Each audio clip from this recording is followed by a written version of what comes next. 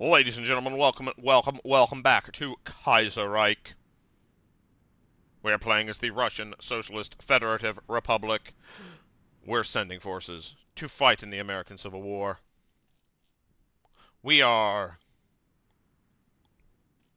hoping to win in Spain, hoping to hold on in Indochina, and then maybe do something in Indonesia, but probably not. I don't really care. But our real plan is to prepare for eventually fighting the Germans, who are currently dominated by, I think, the white, red, black. Anyways, once we're done doing fundamental law of land socialization, we are going to try and make Framb with our fellow socialists, the Finns, Findicalists, if you will. Unavailable special project. Man, I don't know. Military engineering vehicles? I think they're good. I think these are good. I don't know. Anyways, we have so many things we need to research, and not enough time to research it, which is, like, probably the sign of good game design, I think. Anyways. Not what I wanted. Alright, the anarchists are just, my troops over here are just chilling. Inauguration of the 10th Congress of the Third International. With all the delegates in London, the 10th Congress of the International began with a speech by Comrade Eric Blair. In his so-called Shield and Sword speech, he underlined the need for the International to double its efforts towards forging the Damocles, a weapon capable of destroying the reactionaries across the world once for all. Bravo, Comrade Blair. Come on. Yep. Alright. We want to break through. 10th International Congress. Yep. We're doing it. I'm looking forward to the Hemingway speech. With the American question settled, Ernest Hemingway, the Workers' Congress of America, delegate to the Congress, took the stage, thanked all those who supported the American cause, and called on the socialist world to constantly battle the reactionaries. His speech was received with great applause, especially by the French delegation. A great speech.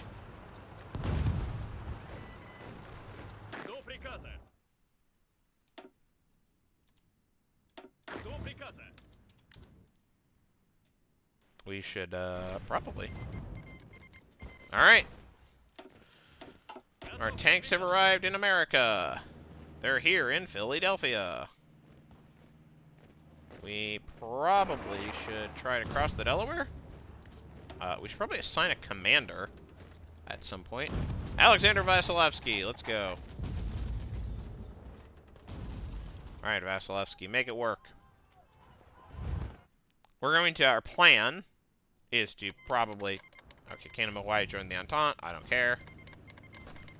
Alright, our Indonesians are there. I'm a lot less excited about this particular Indonesia fight. It's always so annoying. And we never win when we're fighting as Indonesia. I don't know. Who the heck? Mr. Red Army Man? I guess what we'll do is we'll do this and then say march all the way to the end. And then say go.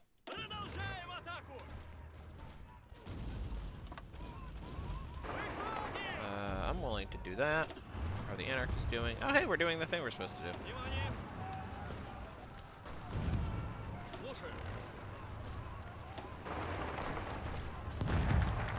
Okay. Fundamental law of land socialization. Alright. Syndicalization of the land is at the top of the agenda for the SRs, but none can deny the situation in 1937 is drastically different from 1917. By principle, we'd like to push for a full socialization of the land of smaller peasants included, but this would mean the alienation of our base, and if we want to avoid that, we should solely pursue socialization of the land of larger landowners. Let's not rock the boat too much, and we will not falter! We're the SRs. If you haven't heard, like, that's what our deal is. We probably should, like, ooh, interesting. Huh.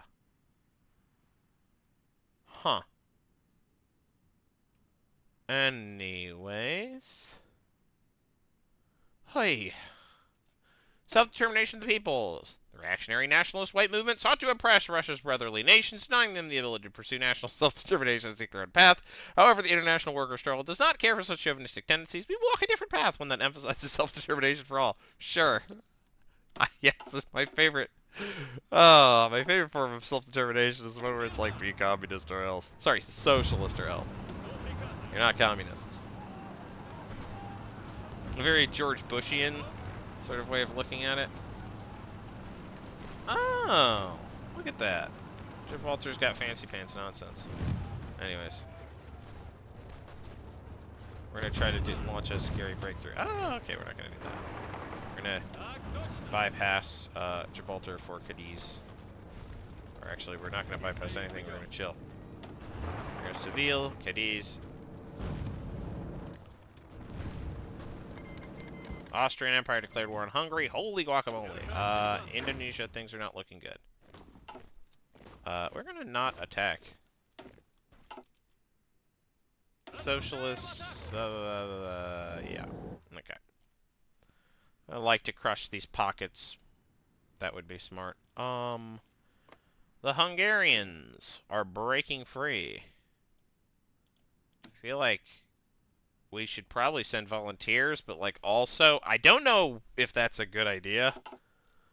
I don't think the Hungarians are going to win, right? Like, I don't think I've ever seen the Hungarians win.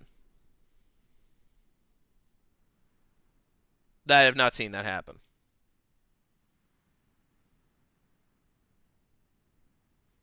What would a Hungarian victory... We don't care. They're not ideologically aligned with us. I think we let this one go. Do we let this one go? I don't know. Yeah. They're hardly our, like... Well, they're not our socialist friendos. They're our socialist enemy-os. Or our non-socialist enemy-os.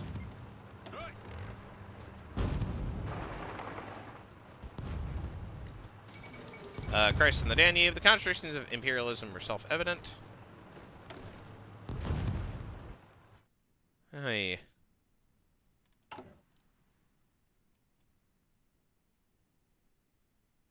Yeah, we can't cancel out of these. Anyways.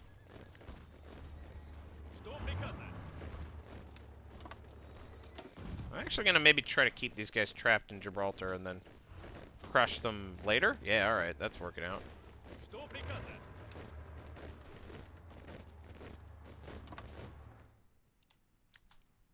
Panama joined the Entente. How are we doing in America? Good.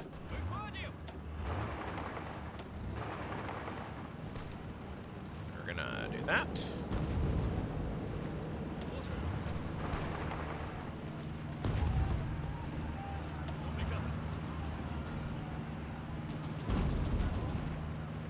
Alright, nice. We want to, final act of the 10th International Congress with all important decisions made during the first week. The Congress has moved on to less pressing matters after 10 days of negotiations discussing and politicking. The delegates came up with one final act, the Declaration of Eternal Brotherhood and readiness to face the imperialists wherever they are found. Let's go. Let's go, gamers. Oh, improve worker conditions. That's so expensive, but it might be worth it. Syndicalist revolutionaries in Switzerland. How could this have happened? That's good. We like that. Do we like that? Either way, that's good. We want that. Anyways, we want to launch our little attack now. Crush the garrison at Gibraltar and capture it. Okay, self-determination declaration. The federal structure of Russia has always been an imperialist half measure. How many have died in pointless clashes in Gushetia or Chechnya or Semmercha just because of Kornivalist militarism? How's it any different from the Prussians gunning down our brothers in Ukraine? In an almost unanimous vote, Congress has passed a declaration initiated by socialist revolutionary Gavril Alyanov, a famous independence fighter and people's revolutionary from Chushavia. The declaration is a universal condemnation of imperialism. and a call for all oppressed peoples of the world to rise up in common proletarian front. It clearly portrays the German Empire, the Habsburg Empire, and the Ottoman Empire as the primary offenders to national self-determination. How convenient! And thus their destruction is necessary for the sake of humanity. How convenient! The declaration also promises self-rule for the nationalities inside Russia, envisioning a kind of world union between proletarian countries of the world, workers of the world unite. We are a federal country, so that's like not lip service. So, you know, national or sort of like ethnic self-determination is a tricky prospect, but you know, this is like an actual goal of the like federalists in this particular coalition. Okay. Boy, this is expansive.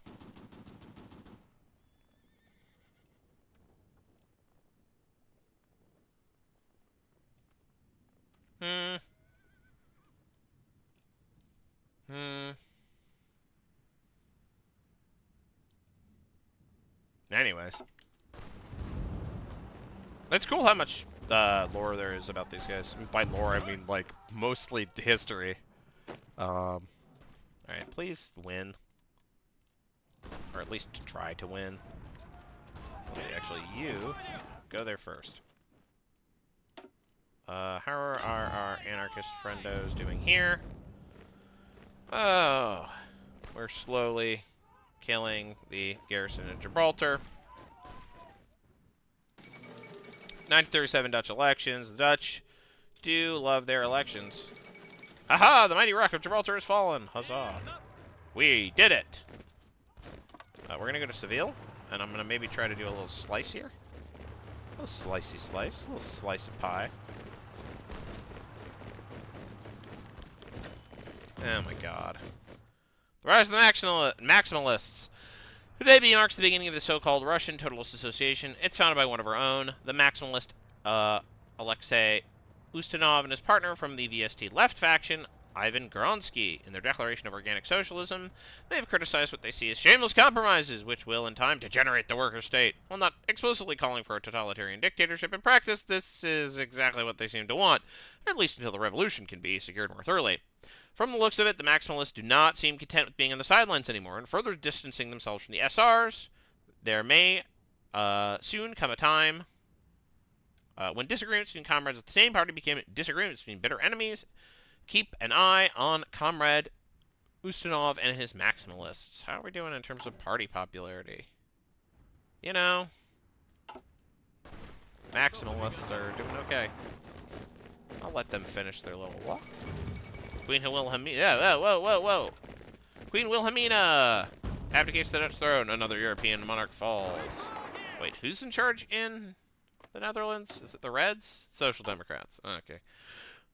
Commissariat of Rehabilitative Labor.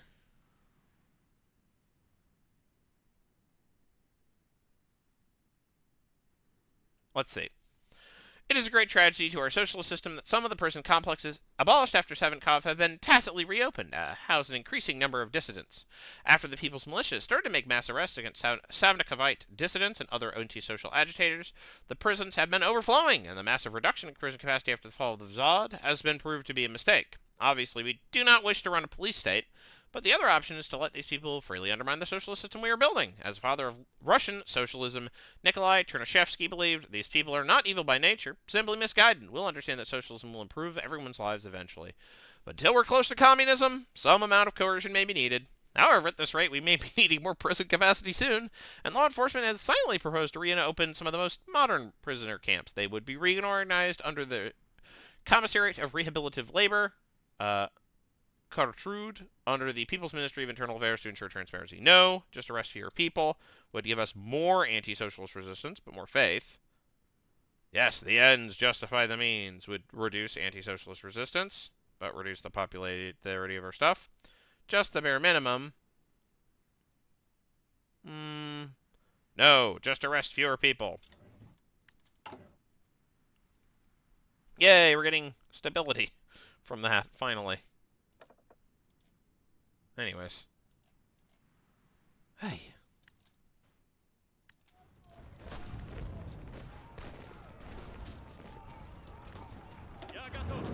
Okay. We're gonna probably focus on Newark. Basically, as soon as we get there, we'll attack, because it looks like a bubbles that's about to break pretty soon. Yeah. The Feds made a major mistake not consolidating their line. Major mistake. Anyways, how are Indonesians doing? March, march, march. Would love to push these guys out. I'm gonna do the same thing here.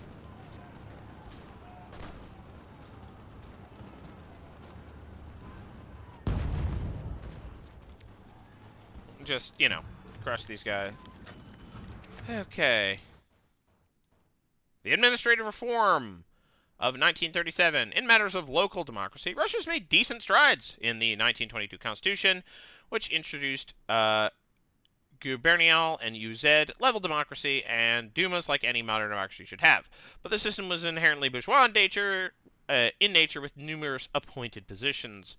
The new socialist system is directed from the grassroots up, with village and factory Soviets, councils, as the foundational level. The Soviets form a pyramid as they send representatives to each higher body, the Volost Soviet, Uzyed Soviet, Oblast Soviet, replacing the gubernias, and finally the Congress of Soviets and Labor Unions. In practice, delegates from factory Soviets belong to their respective labor union, which would have its own internal democracy and role in organizing the regional economy. Soviet elections are held each year, and delegates are always recallable.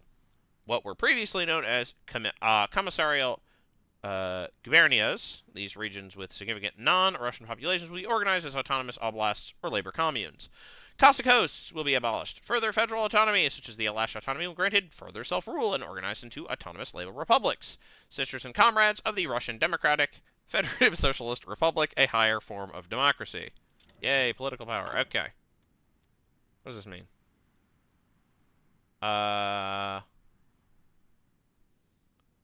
So this increases, I should be paused. This increases faith.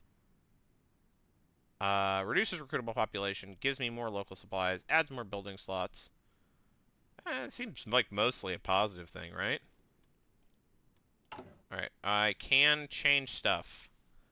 Once I do self-determination of the peoples, I think I probably want to do... this would give me more rightists. Ilya Mayarov. Ilya Mayarov. Agricultural economist. Yeah, I'll grab her. And then I'll spend the next two on autonomies. We will do this autonomy. And that's all we can afford. Anyways. So it goes. Alright, the socialists. Yeah, we crushed that, predictably. We're gonna probably... I think we can just sweep and clear. Just all the way up to the top. And let's do that and not really think too hard about it. The Indonesians, we're busy doing that. Spanish, we're just chilling. We really probably shouldn't be doing that, but whatever. Well, I can detect there's like a hole in their line, so we should probably exploit that.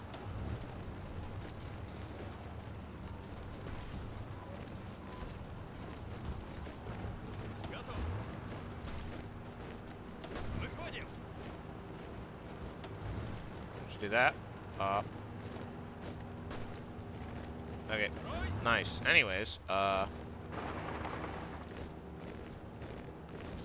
hook towards Ciudad Real.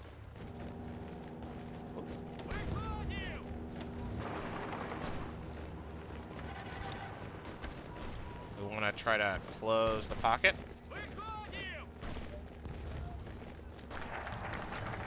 Okay. A lot of stuff is happening all at once. Okay. Oh. Ooh.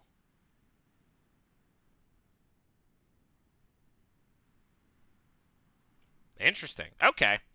Union of Socialist Labor Republics, Foundational Treaty of the Union of Socialist Labor Republics, SSTR, has been ratified in Moscow by elected delegates of Russia, the Central Asian Republics, the republics of the... Oh, so we were not joking about autonomy. So the republics of North Caucasus, the Latvians of Dvinsk, and a number of other nations within the territory of the Russian Socialist Federative Republic. The Union of Socialist Labor Republics is a supranational organization governed by an elected Union Congress.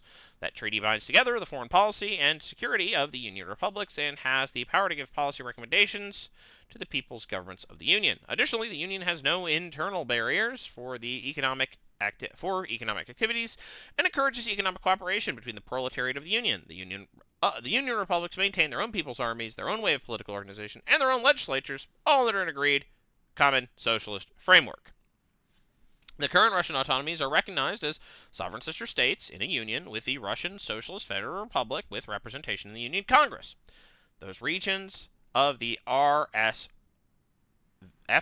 with minority nations become autonomous sister republics within the RSFR and gain delegates in the Union Congress. While the Union does not have much real power yet, we hope that in future will become more perfect, and eventually the national states will wither away. We are making history or pursue more limited autonomy. Honestly, I don't like losing clay, but also like, we are making, like, what are we doing here? We are making history. That's what we're doing here. Boom. So, North Caucasus Federation. How are we doing on resources? Evidently everything's fine. Okay, so we, oh,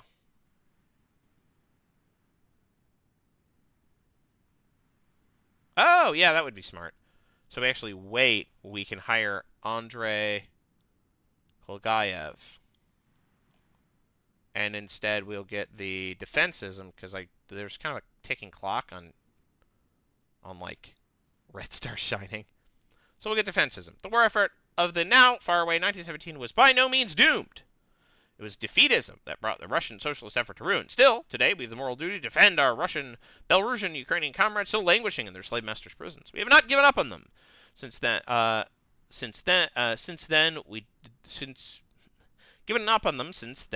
just as we did not give up on our fellow Russians. All right, defensism. Well, that's also good because it gives me more recruitment. All right, I will see you in the next episode for more war. Goodbye.